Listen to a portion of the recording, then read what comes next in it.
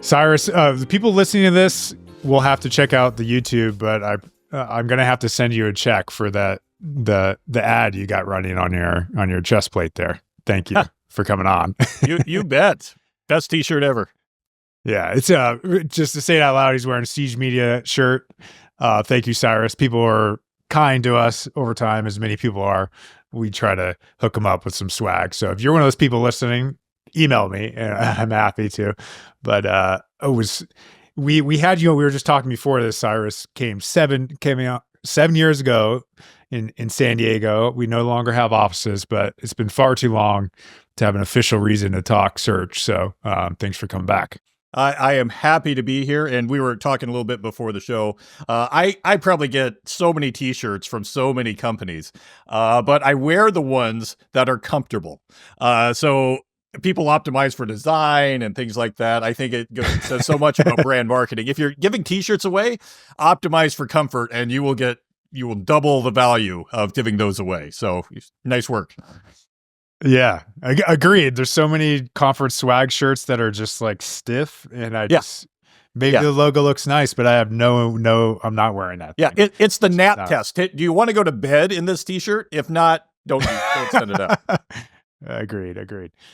Well, Cyrus, you put out some amazing content on Zippy, and if you're listening to this and you haven't seen it, I mean, beyond what we're going to talk about today, just go check it out. Generally, you do some great studies that are always worth reading.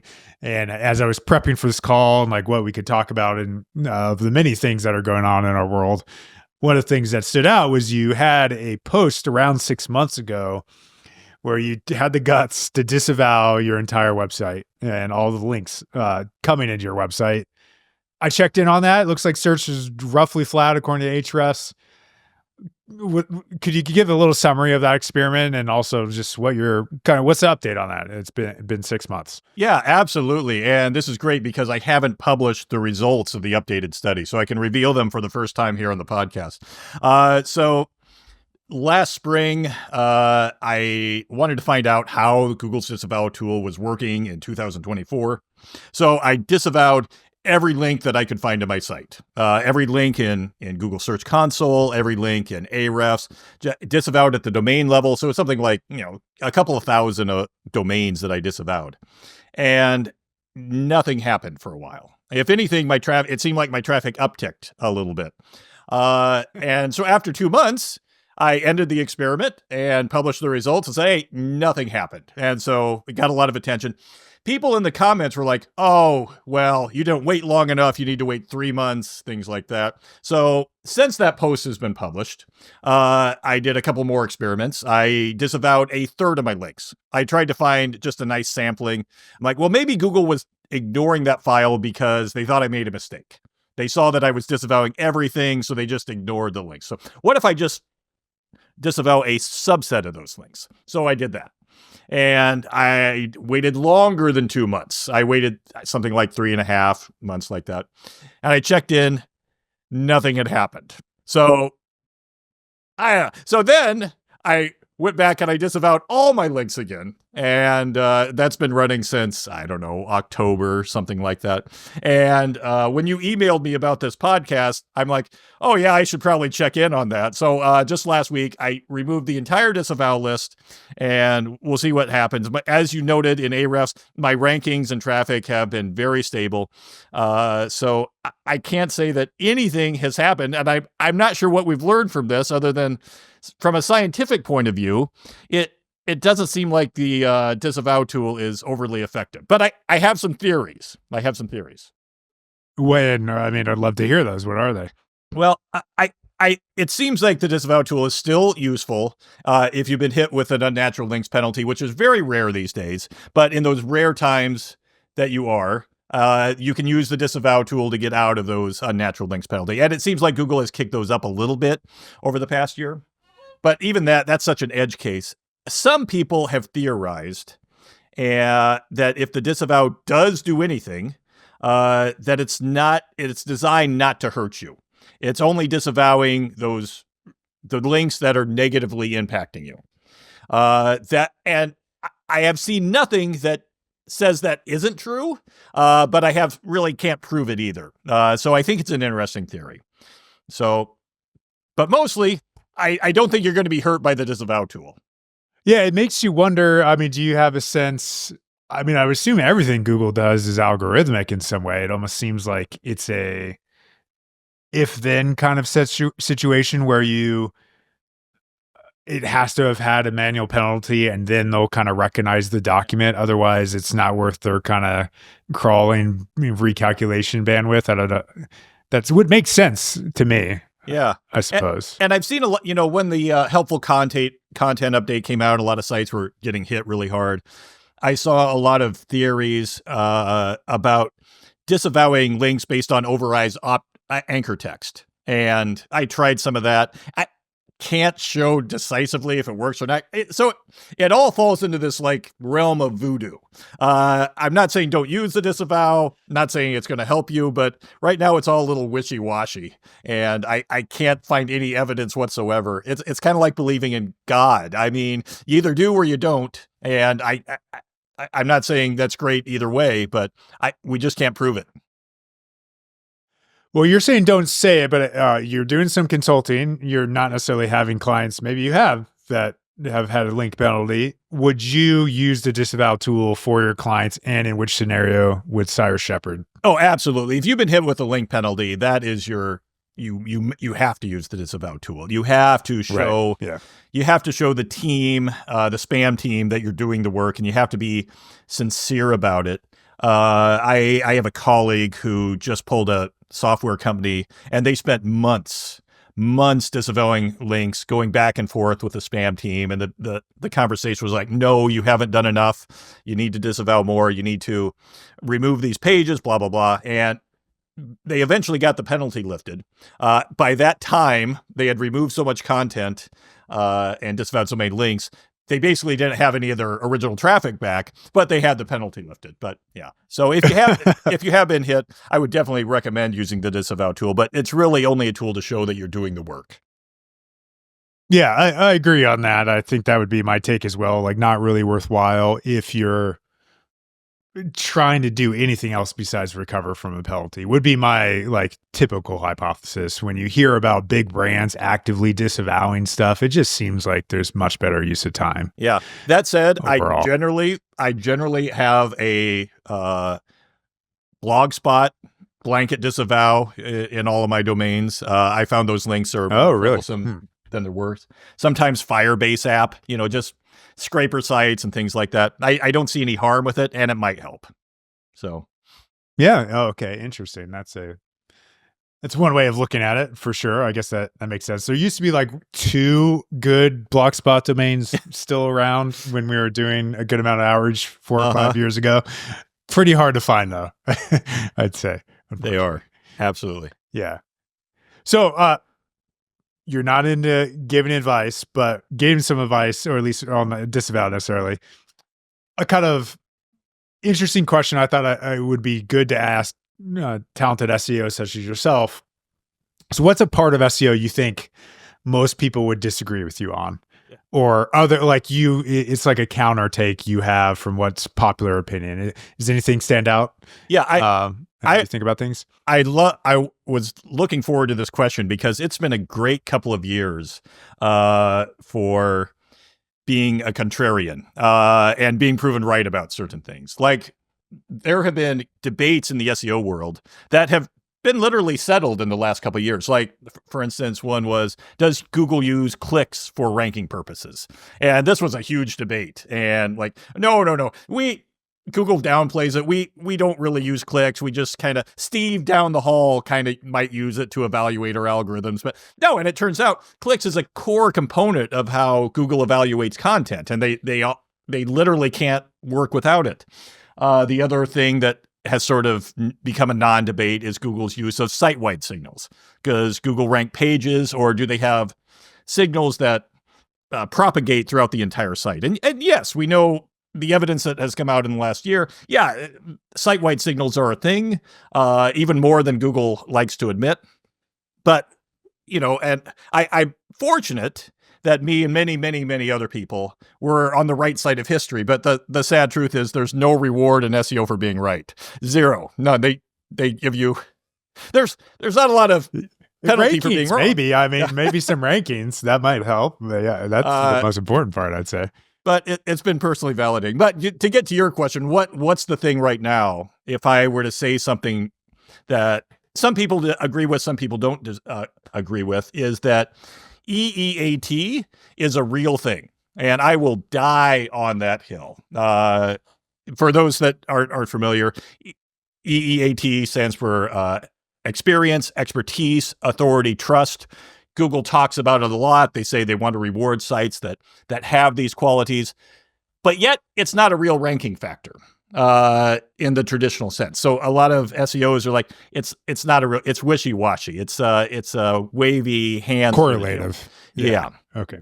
But I firmly believe it's actually a real thing. And I think some of that comes from my work as a Google quality rater.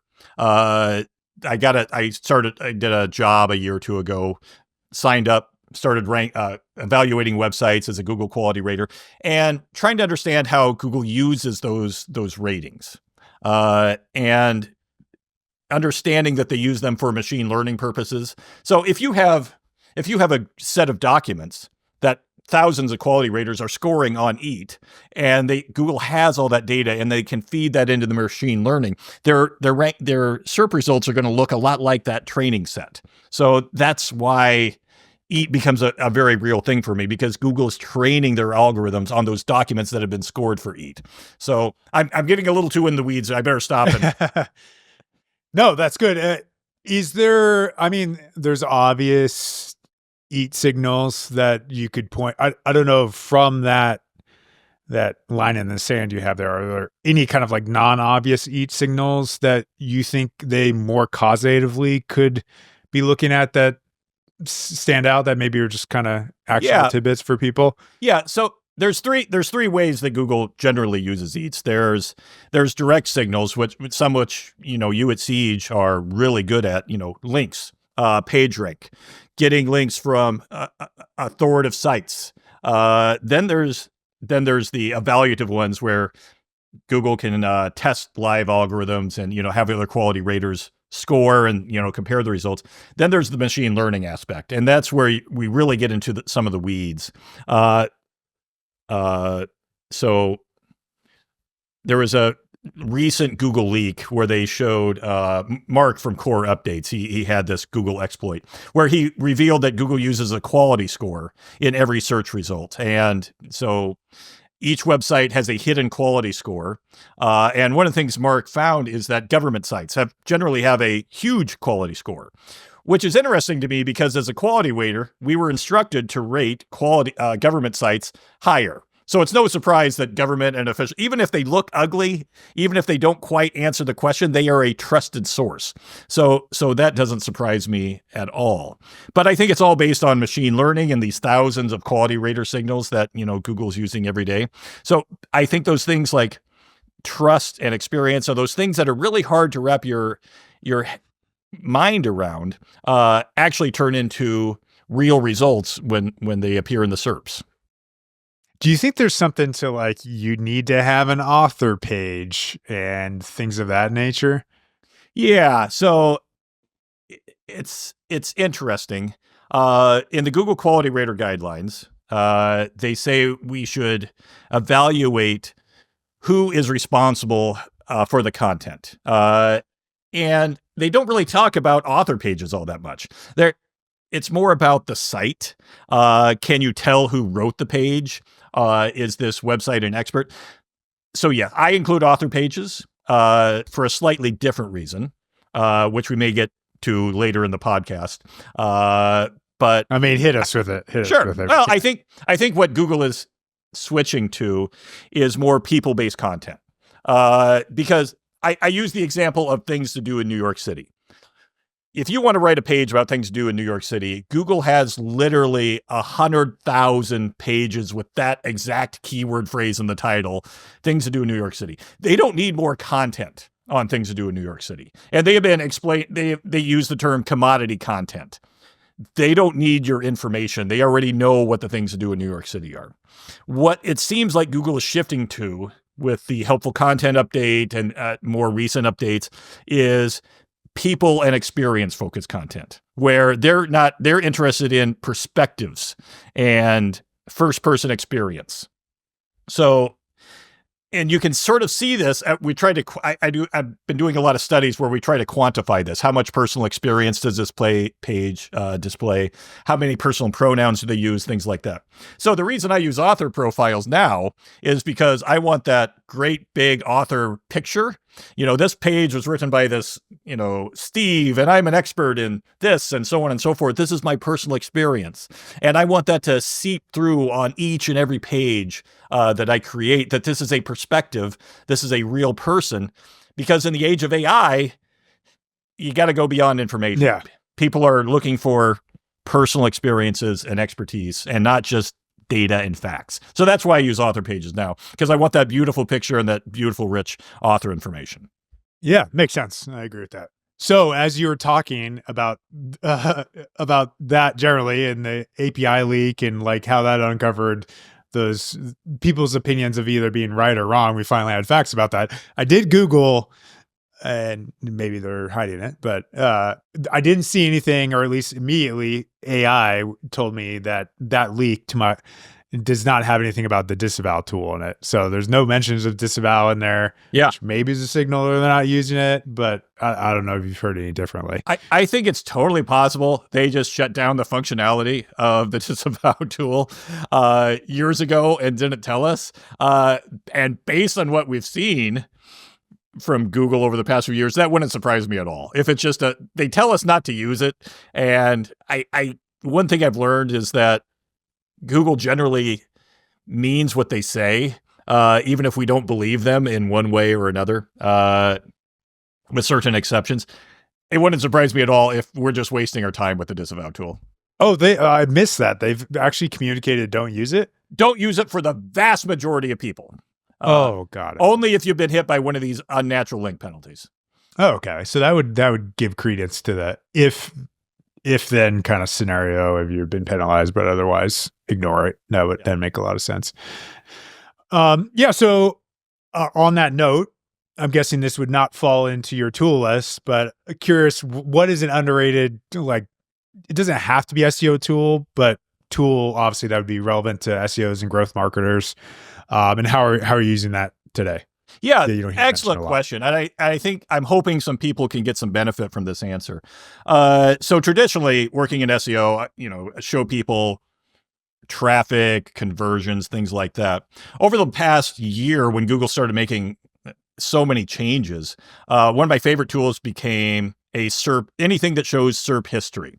So I use Ahrefs, go into their SERP history. I compare what Google search results for my clients' keywords look like today. And then I compare it to 6 months ago and a year ago, because it goes so much beyond rankings and traffic. When you can actually visualize, these are the type of results that Google is rewarding now based on a year ago. And these are the SERP features that have been introduced. And so I think something you probably have experience with is sometimes motivating clients to make changes on their website. You give them a list of recommendations and you check in every few months, like, how's that going? What I started doing is we take the client's business objectives. We want them to buy XYZ or something like this. And we start with the keywords, and I walk them I share my screen. I usually do it on using a mobile device, which oftentimes the clients never look at their site on mobile. And we just go through that buying process. And we start with Google. I'm like, oh, you rank 5th. Look at these 4 results above you and look at what they offer. Why are we going to go down here? Let's look at, and we go through the client's, competition. And then we finally get to the client site. Like, oh, this is kind of bothering me. Why can't I do this? Why can't I do this? And you get a room of people together and you have buy-in for days. And they are excited to get to work on that. So SERP history, showing current SERPs, walking those clients through, it makes the job so much easier when trying to get change and buy-in. Yeah, I love that idea of kind of doing a quick walkthrough rather than just saying, like improve the design on this page, always putting it in context to your competitors is just so powerful to show and get movement, because they all hate their competitors. So yeah, exactly. that makes them change. Yeah. Do you use it sounds like on a call, like Loom and the like for things like that, but it seems like a very valuable thing to do for sure. Yeah, I have clients. I try to do everything on Zoom. I have clients on Teams, and we won't get into that, but I'm sorry. Always a challenge. Yeah, we do as well, for sure. Well, maybe this ties to something you said in the past, but another thing, like things are changing rapidly, as your HRS tool is showing, in terms of the SERPs and also AI and all of the like. But what's something you're maybe doing differently that you're seeing positive movement on, based on just where your mind is today? Yeah. So that's a great question. This kind of results from a lot of the clients I worked with or ended up working with, because they lost significant traffic from Google's Helpful Content update, last year's March Core update, even the last August update. And so I started doing a lot of studies, what are the qualities of sites that have seen significant declines versus the qualities of sites that have seen significant increase. And I didn't want to believe it at first, but when I started looking at SEO features, those became some of the most highly correlated features that either were rewarded or saw declines. And what I mean by that is sites that were doing traditional SEO well, I mean, maybe too well, were the ones seeing the most significant declines. So these are things like internal linking, optimizing your title tags with, make them highly clickable, 20 best things to do in New York right now. And when we started quantifying these things, we saw that sites that were doing traditional SEO very, very well were the ones that were seeing the most declines. So what I'm advising clients to do now, especially ones working to recover from traffic declines, we're actually de-optimizing. We are removing internal links. We are writing more straightforward titles. We're kind of scaling back our schema a little bit. Not that we think these things are direct ranking factors, but I firmly believe that Google's updates the last couple of years are a direct response to SEOs getting too good at their jobs. I believe they are anti-SEO updates. They want to reward more authentic content, more people-focused content, like I was talking about earlier, the profile pictures, and content that generally answers users' questions instead of being optimized to death. And unfortunately, a lot of creators who do really good work, I think, were punished for being too good at SEO. I think that's the answer at the end of the day. Yeah, makes sense. I mean, you remind me of a general philosophy we've had is, we'll say like A+ SEO is bad SEO, really. Yeah. But we would say, what I had said, and you made me think maybe we should revise this further, is like great SEO actually might be more like B+ SEO. And maybe it's actually more like B- now. I don't know. That's sort of what you're pointing to a little bit. Yeah, or a little bit. C+. Yeah, I think for most people, have a WordPress site, your basic optimization, that's going to get you 95% of the way there. In terms of your SEO, you don't have to try too hard. You just have to, have your signals in place. Yeah, I mean, it's probably a correlative or causative thing, but there's no doubt that those traditional SEO things, users get that now, and it is costing you brand doing a lot. It's hard to have a brand voice and be truly A+ SEO at the same time. It's pretty impossible, actually. Like I don't know that I could see someone that think of anyone who's even doing A- SEO that you go to their website and like, hey, this is a company I'm bookmarking and coming back to day in, day out.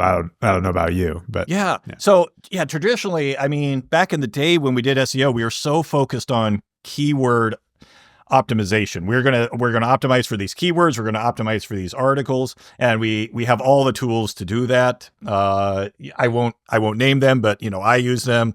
Maybe you do in your company where you type in the URL and it tells you what your heading should be and everything like that. And we started using those tools a lot and maybe over relying on keyword focus, content focus, salient scores, when we should be focusing on the brand stuff, answering users' questions as fast as we can, user experience, those squishy qualities that, are genuine and not scalable in a certain way. Agreed. So you specifically called this out as a potential direction, and we've talked about it a few times, but just that idea of brand building, we're touching on some aspects of that here. It's clearly super top of mind, and more than ever in that B plus, maybe come down to C plus fashion, actually helping your company build a brand. If that's feasible, some may argue it might not be feasible. How can SEOs do that? Are there ways we can contribute to that and hopefully hold the destiny in maybe not control the destiny, but at least contribute to a positive destiny from a ranking standpoint?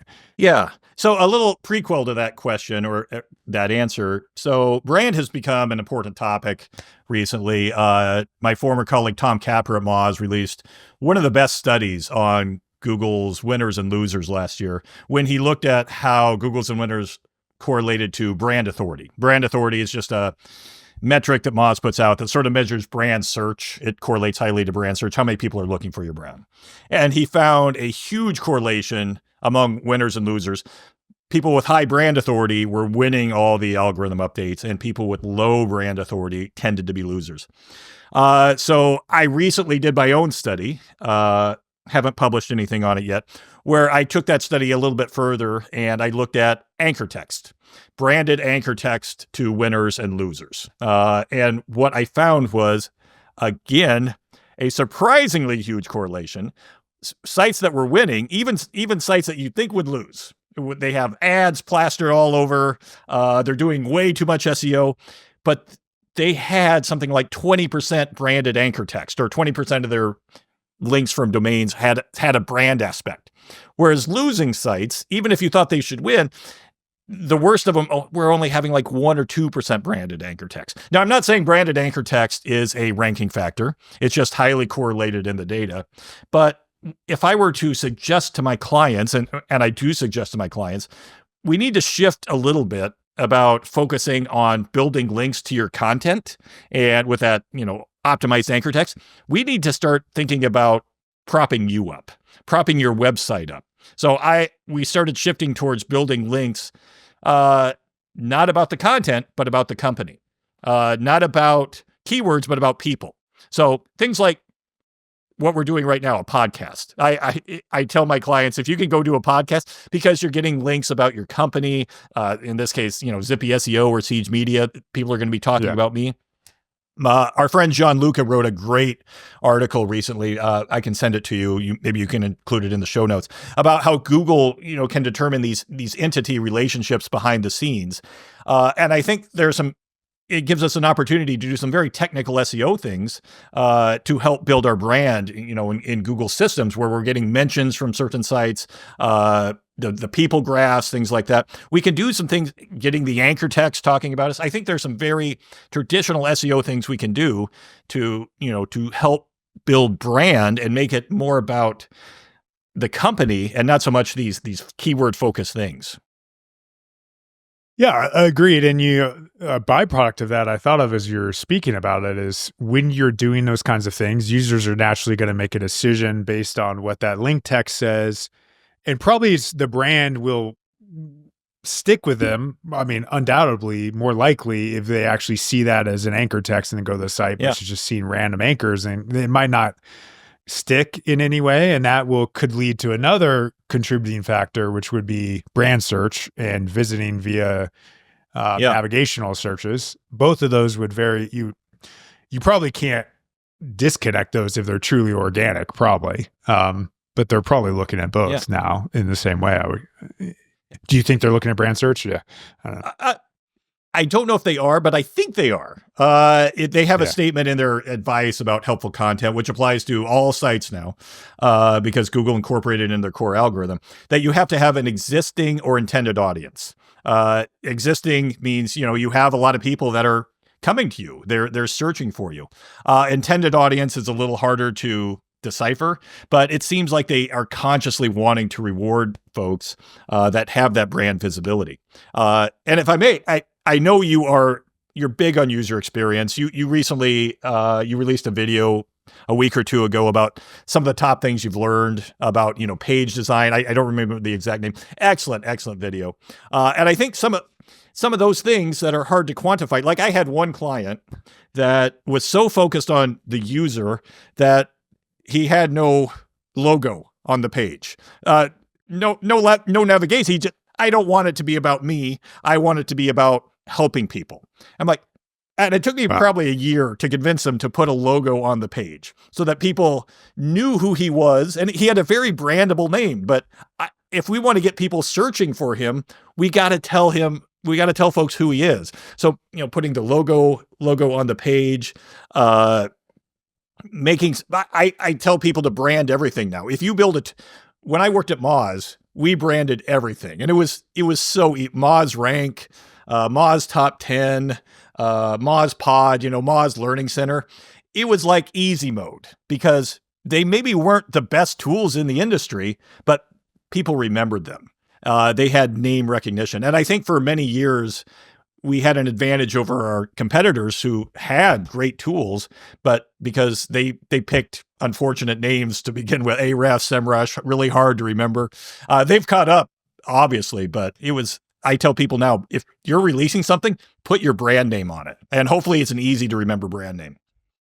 I completely agree. And what you made, one of my notes of a study we did in that video, which I didn't realize the benefit of until you mentioned it right now, is we recommended sticky navigations. Yeah. And a lot of that was to do with increasing conversions. But if you just think about a sticky navigation, your logo is in the face of the user at all times.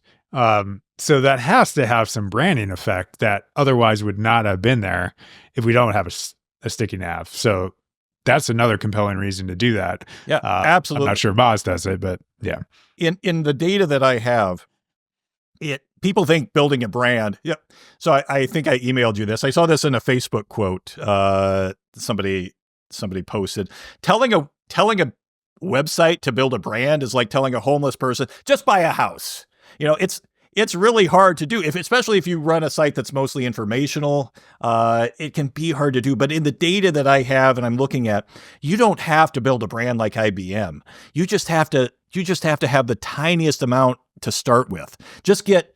If you have no brand, get 100 people a month, which may seem insurmountable. Start with 10 people. Get them to search. Remember something and get them to search for you, because any tiny amount of brand you get, that is your moat, and you can build it over time. I've made so many mistakes. Like when my newsletter is called the SEO Tips Newsletter, because I was targeting a keyword. I'm not doing that. It should be the Zippy SEO newsletter. Just something for people to remember my brand, Zippy SEO Tips Newsletter. Anybody could do that. It doesn't matter. But that's my mistake. Now you're making me regret we're calling this content and conversation. Yep. Maybe not the best idea of all time. But hey, we've all been there. But they might resonate maybe with right. Exactly. We do content a decent amount that might have at least some affinity. So now and it's very easy to rebrand to Siege Content and Conversation if you want. Yeah. That'd be a little long-winded, unfortunately, like Moz. But if anyone has branding, maybe I should ask our friends. I always default to my friends, the robots, is how I describe it, for some advice, maybe. Yeah. Yeah. Is there anything else in the SEO world you've changed your mind on recently, or you're doing a little differently today? No, we've talked on so many things. I'm a big proponent again of the people-focused content. I've started putting pictures. I tell my clients, hire a photographer. I want high quality, people-focused pictures on your content. I want you to start thinking of images as content. 'Cause you can put something in Google Lens and they know instantly what the original source of the image was, what's in the image. I want people to start creating images as original content that you're producing in-house, or labeling, or something proprietary, not stock images. I think Google is getting so sophisticated in so many ways, and so many SEOs are stuck in 2015. We're going to use this SEO tool. We're going to hit all these points. That's not what it's about anymore. You got to be a little better than that. Yeah, agree. It'll be interesting to watch how that ecosystem evolves as well. Like, is that a changing philosophy for more people that it's a little bit less of that LSI keywords and what have you? And then we have the elephant in the room, which is AI answers.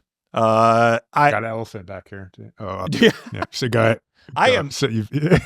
When AI answers came out, Google really started pushing them. I kind of dismissed them a little bit because they weren't very good, and people were posting screenshots. And I can't believe Google is, promoting this as a weight loss supplement, things like that. I am shocked in the last few weeks how good they are getting. When I'm doing research, I'm just going for speed. The summarization capabilities of those AI answers is amazing. I haven't seen a huge drop in my traffic or clients' traffic, but I think it's going to slowly degrade over time.